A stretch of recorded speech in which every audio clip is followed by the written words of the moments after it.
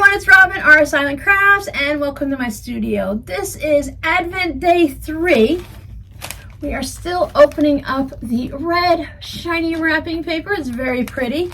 These look really nice underneath the tree, all scattered around. I don't have a tree up this year. I'm just going with minimal decorations, more on the wall than on the floor. You can put these in a nice wicker basket, maybe put some fabric, Christmas, I almost said Halloween, some Christmas fabric in the basket and put some ribbon around it or something like that.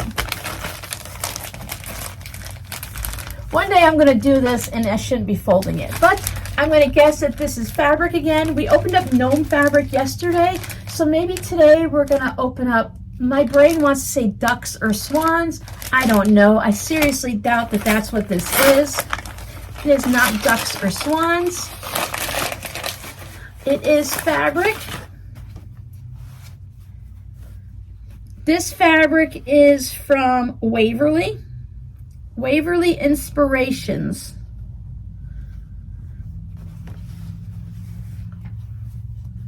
It's a nice neutral fabric backgrounds. That would be really good like on the bottom of a bag, just by the fact that it has those different little hash marks like on it. It reminds me of like maybe the fabric that goes on a couch or something like that. Thank you so much, my friend. Now you guys stay tuned and you will see what my friend opened yesterday. Thank you so much for hanging out with us. I'll see you tomorrow. Now for day 2, I found this Suave Almond and Shea Butter Deep Conditioning Mask and these facial mask remover sponges. So I thought that was a nice little combo. This is it's not a mask that you put on, it's like a creamy type one. So that was really kind of squishy in there. It's just some satisfaction about being able to squish something. So that's going to be day 2.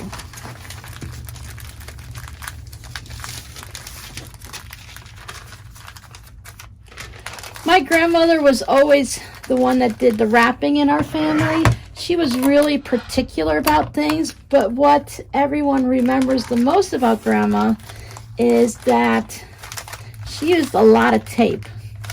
A lot of tape. And she passed that down to me because we worried, is it going to come apart? Is there enough tape holding it together? We don't want any peaks. We don't want it popping open, while it's being handled or anything like that. So we tend to use a little bit extra tape. It's wrapping paper. You can get into it. You don't need to find a little flap or something like that. My taping is much, much less now than what it used to be. I couldn't find my Christmas labels for gift tags. I had bought a bunch last year afterwards for the after Christmas sale, and they had all of the sticker ones that you just peel and stick and everything like that. Apparently I can't use scissors and peel tags at the same time.